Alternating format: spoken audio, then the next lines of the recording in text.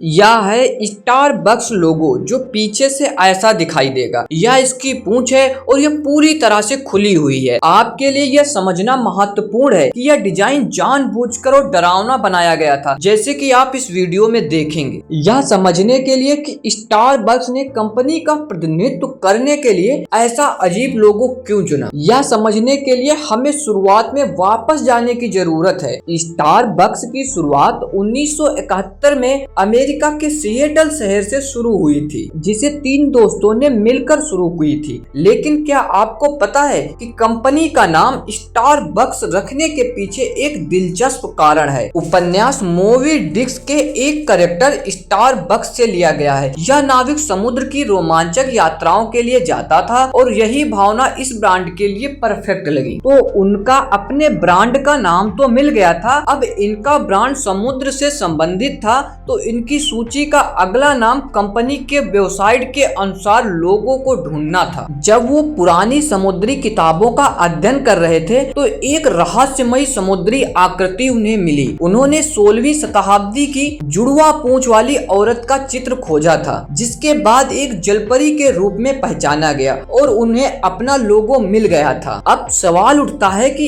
इस ब्रांड ने अपने लोगो में जलपरी को क्यों चुना? क्योंकि मूल संस्थापकों को पता था कि ग्रीक के पौराणिक कथाओं में सायरन आधी स्त्री और आधी पक्षी जैसी दिखती थी। अब बाद में उन्हें पंख और पक्षी के पैरों वाली एक महिला के रूप में चित्रित किया गया था। अंत में आज हम उन्हें जलपरी के रूप में देखते हैं। विभिन्न रूपों के बावजूद सायरन की विशेषताएं नहीं बदली। सायरन मोहक और हिंसक होती थी। वो अपनी सुंदरता का इस्तेमाल नाविकों को अपने साथ आने के लिए, लुभाने के लिए किया करती थी और वो आमतौर पर एक सायरन गीत गाती थी और नाविक खुद को उससे दूर नहीं रख पाते थे और सचमुच पानी में कूद जाते थे और उनकी मौत हो जाती थी। आपको ओडिसियस की कहानी से सायरन याद होंगे, जब उसने उनकी सुंदरता और गाना के आकर्षित होने से बचने के लिए खुद को एक कस्तूल से बांध लिया था। लेकिन रुकिए, इसका स्टारबक्स से क्या लेना देना है? यह जलपरी के बिना कपड़ों वाला लोगो था जो ग्राहकों को आकर्षित करने के लिए डिजाइन किया गया था। जैसे कि सायरन ने नाविकों को अपनी ओर खींच लेती थी। जैसे जैसे कंपनी बढ़ने लगी तो लोगों का विरोध भी शुरू हो गया था, जिसे कंपनी वालों को सामना करना पड़ा। बाद में उसे अधिक उपयुक्त बनाने के लिए कलाकृति को बदलकर आकार में बड़ा कर दिया गया। स्टारबक्स बिना किसी विरोध के अपने ट्रकों पर छवि लगाने में सक्षम हो गया था। हालांकि इन सभी घटनाओं के माध्यम से